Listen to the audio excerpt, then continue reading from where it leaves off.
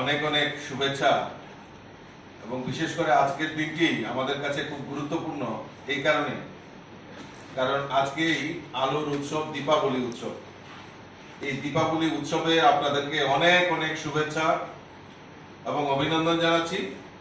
তার পাশাপাশি আপনাদের মাধ্যমে সমস্ত রাজ্যবাসীকে এই আলোর উৎসব, দীপাবলি উৎসবে অনেক অনেক শুভেচ্ছা অভিনন্দন জানাচ্ছি এবং ঈশ্বরের কাছে প্রার্থনা করি আমরা যারা এই ত্রিপুরা রাজ্যে বসবাস করি, জাতি ধর্ম বর্ণ নির্বিশেষে প্রত্যেকে যেন আমরা সুখ সম্পত্তি শান্তিতে আমরা থাকতে পারি, সেটা ঈশ্বরের কাছে প্রার্থনা করি আজকের এই দিনে। এবং আগামী দিন আমরা সবাই মিলিতভাবে এক ত্রিপুরা শ্রেষ্ঠ ত্রিপুরা আমরা করব, সেই সংকল্প নিয়ে আমরা সবাই মিলিতভাবে কাজ করব। সর্বপ্রথমে আপনাদের কাছে যে তথ্যটা তুলে ধরছি সেটা হলো যে গতকালকে আমাদের রাজ্যের মাননীয় মুখ্যমন্ত্রী এবং রাজ্যের সরকারি কর্মচারীদের 5% মহার্ঘ ভাতা দিয়ে ঘোষণা করেছে এবং তার জন্য এই রাজ্য সরকারের প্রতি বছর অতিরিক্ত 500 কোটি টাকা খরচ হবে, কিন্তু তা সত্ত্বেও এই সরকারি কর্মচারীদের সেখানে দিয়ে দেওয়া হয়েছে।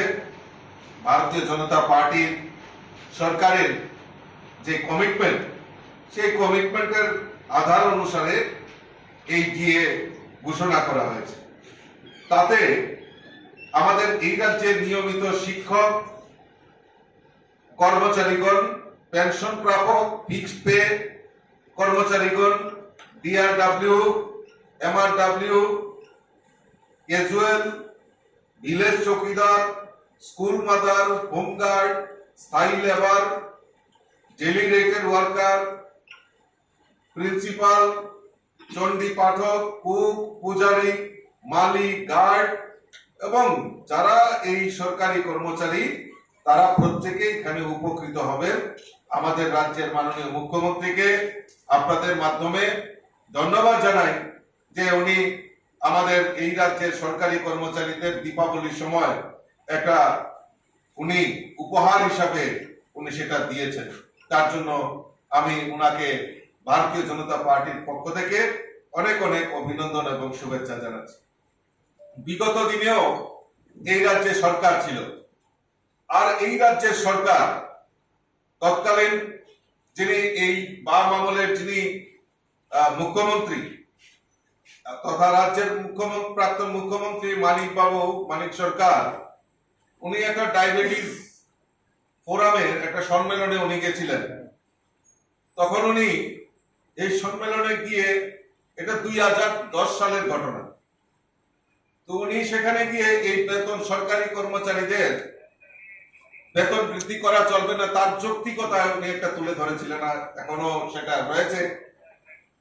উনি বলেছিলেন যে যদি সরকারি কর্মচারীদের বেশি বেতন দেওয়া হয় তাহলে বেশি বেতন পেলে ওনারা বেশি করে খাবেন, আর বেশি করে খেলে তাদের সরকারি কর্মচারীদের ডায়াবেটিস রোগে আক্রান্ত হবে। উনি সেটা সেই সময় উপদেশ দিয়েছিলেন। ঠিক 2010 সালে তৎকালীন ঋষ্যমুখের তৎকালীন যিনি বিধায়ক এবং মন্ত্রী বাদল চৌধুরীও এই সরকারি কর্মচারীদের বেতন বৃদ্ধি করা চলবে না তার যৌক্তিকতা হিসাবে উনি সেই সময় বলেছিলেন যদি সরকারি কর্মচারীদের বেতন বৃদ্ধি করা হয় তাহলে বেকারদের কর্মসংস্থান করা যাবে। মানে অর্থাৎ এইভাবে মানুষকে, এই রাজ্যের সরকারি কর্মচারীদেরকে বঞ্চনার থেকে পরিত্রাণের ব্যবস্থা কিন্তু সেই সময় বামপন্থীরা, যে যারা ছিল বামের সরকার, তারা করতে পারেনি।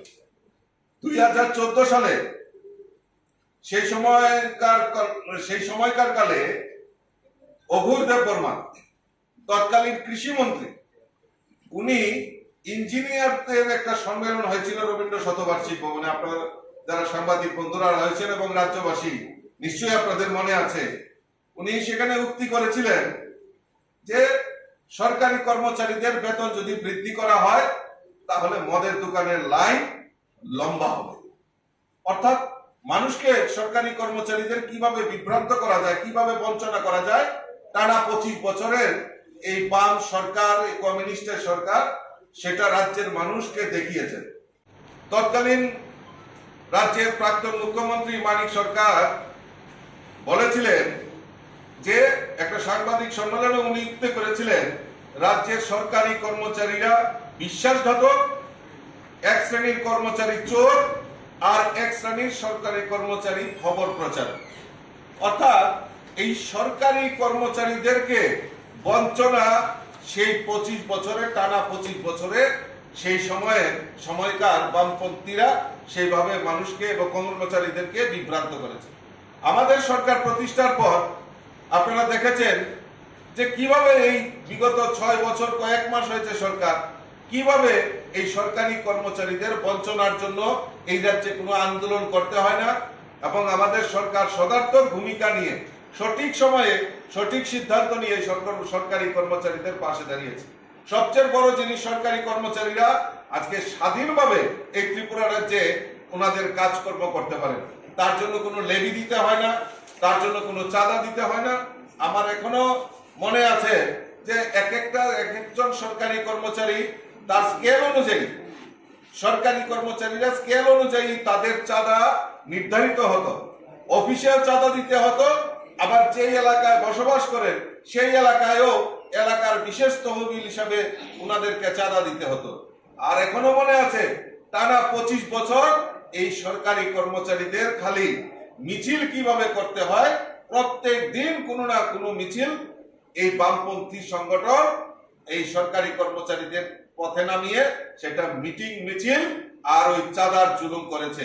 কিন্তু আমরা আমাদের সরকার প্রতিষ্ঠার পর এই রাজ্যের সরকারি কর্মচারীরা স্বাধীনভাবে সেখানে তার কাজকর্ম এবং সেখানে স্বাধীন চিন্তা ভাবনা নিয়ে সরকারি কর্মচারীরা মাথা উঁচু করে আমাদের সমাজে বাঁচতে পারে, এবং কর্মচারীদের যে অধিকার, ন্যায্য অধিকার, সেটাকে গুরুত্ব দিয়ে আমাদের সরকার বিভিন্ন সময়ে বিভিন্ন প্রকল্পের মাধ্যমে তাদেরকে সহযোগিতার আশ্বাস দিয়ে থাকেন, এবং আশ্বাস নয়, সেটা বাস্তবেও পরিলক্ষিত হয়। সেটা প্রমাণ করেছে গতকালকে রাজ্যে আমাদের সরকারি কর্মচারীদেরকে 5% দিয়ে মহার্ঘ ভাতা দিয়ে সেটা সরকার প্রমাণ করেছে। আগামী দিন নিশ্চিন্ত থাকুন, সরকার সরকারি কর্মচারীদের পাশে থেকে এই সরকারি কর্মচারীদের সহযোগিতা হাত বাড়িয়ে দেবে বলে মনে করি। আমি আবারও আপনাদের মাধ্যমে রাজ্যের মুখ্যমন্ত্রীকে অসংখ্য ধন্যবাদ জানাচ্ছি এই সঠিক সময়ে সঠিক সিদ্ধান্ত নেওয়ার জন্য। গতকালকে আরো একটা দীপাবলির উপহার হিসেবে আমাদের রাজ্যের মাননীয় মুখ্যমন্ত্রী প্রফেসর ডক্টর মানিক সাহাজি টিএসআর বাহিনী তাদের সার্বিক উন্নয়নের জন্য কিছু পরিকল্পনা উনি ঘোষণা করেছেন। এই পরিকল্পনাগুলি কি? তার মধ্যে রয়েছে, তারা আগে রেশন মানি 1000 টাকা করে পেতেন, আর উনি গতকালকে সেটাকে ডাবল অর্থাৎ 2000 টাকা করে রেশন মানি দেওয়ার পরিকল্পনা উনি ঘোষণা করেছেন। সব র্যাঙ্কের জওয়ানদের যে পোশাকের ভাতা ছিল 10,000 টাকা, সেটাকে বাড়িয়ে 12,000 টাকা করা হয়েছে। প্রত্যেক ব্যাটালিয়নে একটা করে জিমনাস্টিকের অর্থাৎ জিম সেখানে লাগানোর জন্য আমাদের রাজ্যের মাননীয় মুখ্যমন্ত্রী সেখানে ঘোষণা করেছেন, যার জন্য 5 লক্ষ টাকা করে সেখানে প্রদান করা হবে। টিএসআর ব্যাটালিয়নে যারা মেডিকেল অফিসার তাদের সম্মানিত সেখানে বৃদ্ধি করা হয়েছে, সেখানে 60,000 টাকা করে দেওয়ার সিদ্ধান্ত রাজ্য সরকার নিয়েছে। অ্যাডক ভিত্তিতে আপনারা জানেন এই রাজ্যের প্রমোশন নিয়ে, সরকারি কর্মচারীদের প্রমোশন নিয়েও বিগত 25 বছরের টানা এই বামপন্থীদের শাসনে এই সরকারি কর্মচারীদের বঞ্চিত হয়েছে। আমাদের সরকার আসার পর আমাদের সরকার অ্যাডক ভিত্তিতে প্রমোশনের ব্যবস্থা আমাদের সরকার করেছে, যার কারণে গতকালকে আমাদের এই জওয়ানদের প্রায় 240 জন জওয়ানকে অ্যাডক ভিত্তিতে প্রমোশন দেওয়ার ঘোষণা আমাদের মাননীয় মুখ্যমন্ত্রী করেছেন। টিএসআর পোস্টে এবং ব্যারাকের মেরামতির জন্য আমাদের মাননীয় মুখ্যমন্ত্রী গতকালকে 5 কোটি টাকার অর্থ রাশি বরাদ্দ করেছেন। অর্থাৎ আমাদের দীপাবলি, এই যে শুভ দীপাবলির উৎসব, এই দীপাবলি উৎসবে আমাদের যারা আমাদের এই রাজ্যকে সবসময় আমাদের নাগরিকদের সুরক্ষার জন্য অক্লান্ত পরিশ্রম করেন টিএসআর বাহিনী, সেই টিএসআর বাহিনীর জওয়ানদের জন্য এক গুচ্ছ প্রকল্প এবং তাদের সার্বিক উন্নয়নের জন্য আমাদের রাজ্যের মাননীয় মুখ্যমন্ত্রী যে প্যাকেজ ঘোষণা করেছেন, আমি আপনাদের মাধ্যমে এই সাংবাদিক সম্মেলনের মাধ্যমে আমি উনাকে আমাদের মাননীয় মুখ্যমন্ত্রীকে অসংখ্য ধন্যবাদ জানাচ্ছি যে উনি সঠিক সময়ে সঠিক সিদ্ধান্ত উনি তুলে ধরেছেন। উনাদের পরিবার ছেড়ে এই পূজা যায়, দেওয়ালি যায়, বিভিন্ন উৎসব অনুষ্ঠান যায়, কিন্তু তা সত্ত্বেও আমাদেরকে সুরক্ষা দিতে তারা পিছু পা হন না। তাদের জন্য কিছু করেছেন, এটা আমাদের কাছে একটা বড় প্রাপ্তি হয়েছে যে তাদেরও এই উৎসব অনুষ্ঠানে কিছুটা হলেও হাসি ফোটাতে পেরেছে। তার জন্য মাননীয় মুখ্যমন্ত্রীকে ধন্যবাদ জানাচ্ছি। আপনারা জানেন যে ইতিমধ্যে বিভিন্ন জায়গায় আমরা দেখছি যারা এই 25 বছর টানা এই রাজ্যের বুকে শাসন ক্ষমতায় ছিল কমিউনিস্টরা, তারা বিভিন্ন সময়ে আমরা ইদানিং দেখছি যে এই রাজ্যে গণতন্ত্র নেই, এই রাজ্যে আইনের শাসন নেই, এইরকম স্লোগান দিয়ে সামনে রেখে বিভিন্ন সময়ে প্রেস মিট করছেন অথবা কোনো জায়গায় হয়তো কিছুটা আন্দোলন করছেন। তো আমি তাদেরকে বলে দিতে চাই যে আপনারা এইগুলি বলার আগে অন্তত পক্ষে পরিসংখ্যান দিয়ে, কারণ আপনারা টানা 25 বছর এই রাজ্যের বুকে রাজত্ব করেছেন, এই 25 বছরে আপনারা আপনাদের রাজত্বে কি কি ঘটনা ঘটেছে সেগুলিও একটা তুলে ধরার জন্য আমি ওনাদের কাছে আবেদন করেছি। আমরা জানি যে আমাদের সরকার প্রতিষ্ঠার পর এখন পর্যন্ত আমাদের কাছে যে তথ্য রয়েছে তার মধ্যে সামগ্রিক অপরাধ আমাদের এই সরকার প্রায় 15% সেখানে হ্রাস করেছে এবং নারী সংগঠিত অপরাধ ইতিমধ্যে আপনারা জেনে রাখা ভালো যে যারা এই বামপন্থীরা আজকে গণতন্ত্র এবং মানে আইন শৃঙ্খলা নিয়ে কথা বলছেন, আপনারা ভুলে গেছেন আপনাদের দিনগুলি। এই ত্রিপুরা রাজ্যে নারী নির্যাতনে প্রথম স্থান অধিকার করেছে, আর আজকের কাঠগড়ায় দাঁড়িয়ে আপনারা এই বিজেপি সরকারের বিরুদ্ধে আপনারা সমালোচনা করছেন। আমি আপনাদের বলতে চাই যে আপনাদের আমল থেকে এখন পর্যন্ত প্রায় 45% আমাদের নারী বিরুদ্ধে অপরাধ যে অপরাধ সেখানে 45% সেটা পরিসংখ্যান বলছে, আমি বলছি না, পরিসংখ্যান রয়েছে আমাদের কাছে, 45% সেখানে হ্রাস হয়েছে। আমাদের মানব দেহের বিরুদ্ধে যে অপরাধ, সেই অপরাধও 40% আমাদের এই রাজ্যে রিডিউস হয়েছে, কম হয়েছে। সম্পত্তি নিয়ে বিবাদ, এই সম্পত্তির যে বিবাদ মানে সিভিল মামলা প্রায় 30% হ্রাস হয়েছে, এটা আমাদের কাছে পরিসংখ্যান রয়েছে। কাজে উনারা যখন বলবেন আইন শৃঙ্খলা নেই, গণতন্ত্র নেই, সন্ত্রাস হচ্ছে, আমি তাদের কাছে বলবো যে টানা 25 বছরের ইতিহাস আমাদের কাছে রয়েছে, পরিসংখ্যান রয়েছে, আর এই পরিসংখ্যানই আপনাদের আমলে আপনাদের 25 বছরের সরকার কি করেছে আর আমাদের এই 6 বছর কয়েক মাসের সরকার কি কাজ করেছে তার পরিসংখ্যান আমাদের কাছে রয়েছে। আমরা দেখেছি যে আমাদের সরকার প্রতিষ্ঠার পর 2018-তে সরকার প্রতিষ্ঠার পর আমাদের যে মূল লক্ষ্য, আমাদের সরকারের মূল যে লক্ষ্য, সেই লক্ষ্য হচ্ছে যারা অপরাধের সঙ্গে জড়িত, ড্রাগস মাফিয়া, ল্যান্ড মাফিয়া এবং যত কিছু মাফিয়া রয়েছে, মাফিয়া দমনে আমাদের সরকার ভারতীয় জনতা পার্টির নেতৃত্বের সরকার যে প্রায়োরিটি বেসিসে ল অ্যান্ড অর্ডারকে কন্ট্রোল করা এবং এই মাফিয়াদেরকে সেখানে অপরাধে তাদের সুবিচার যাতে হয় এবং তারা যাতে সেখানে মাথা তুলে না দাঁড়াতে পারে, তার প্রয়াস আমাদের সরকার সেখানে ঐক্যবদ্ধ হয়ে কাজ করছে। আগে দেখেছি যে কোনো মামলায় জড়িত হলে আগে পার্টি অফিসে, সিপিএম এর পার্টি অফিসে বসে সেখানে আজকে তাদের বিচার হতো, তারপর পুলিশের কাছে আসতো যে তারা কিভাবে এর মামলা সেখানে নিষ্পত্তি করা যায় এবং সেই মামলা কিভাবে সেখানে এড়ানো যায়, তার প্রয়াস এই কমিউনিস্টরা করে এসছে। আজকে কংগ্রেসের সঙ্গে ওনারা জোট করেছেন, খুব ভালো কথা, কংগ্রেসের সঙ্গে ওনারা জোট করেছেন। এই কমিউনিস্টরা ভুলে গেছেন আজকে ল অ্যান্ড অর্ডারের কথা আপনারা বলছেন, জোট পিরিয়ডের কথা আপনারা ভুলে গেছেন। জোট পিরিয়ডে এই কংগ্রেসীরা এই ত্রিপুরা রাজ্যকে নৈরাজ্যে পরিণত করেছিল, সেটা আমাদের কথা নয়।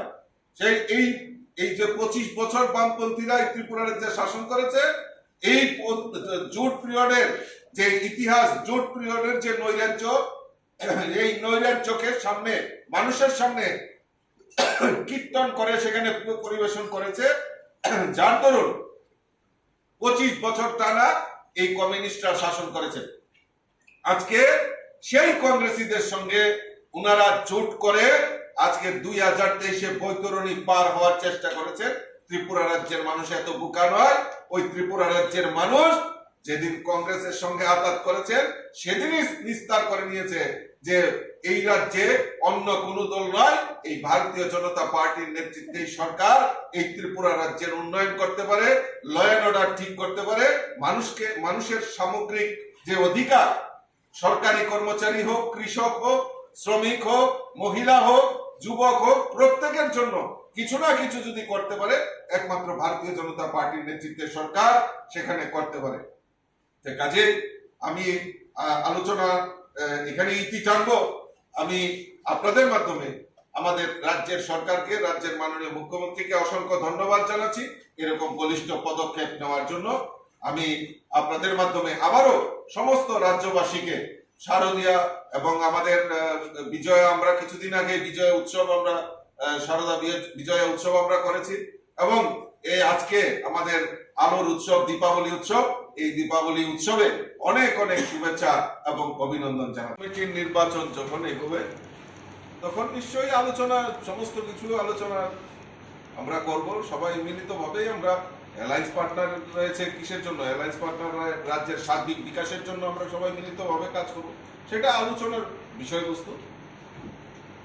বিভিন্ন অংশ থেকে একটা কথা হচ্ছে যে শুধু টিএসআর ক্ষেত্রেই কেন এটা দেওয়া হলো, পুলিশের অন্যান্য যে ডিপার্টমেন্টগুলো আছে সেগুলোতে এটা দেওয়া হবে না, সেই বিষয়ে কি কথা হচ্ছে? তাদের জন্য পুলিশের কোন ডিপার্টমেন্ট? পুলিশ, ত্রিপুরা পুলিশ, অন্য পুলিশগুলো আছে। না না না, আপনারা টিএসআর এর সঙ্গে পুলিশ বাহিনী আলাদা জিনিস। টিএসআর বাহিনী হচ্ছে প্যারামিলিটারি, হ্যাঁ, আর পুলিশ প্রশাসন তো এই যে 5% দিয়ে দেওয়া হলো, সেখানে তো পুলিশ প্রশাসনের দ্বারা সেখানে দিয়ে বর্ধিত হারে বেতন পাবে।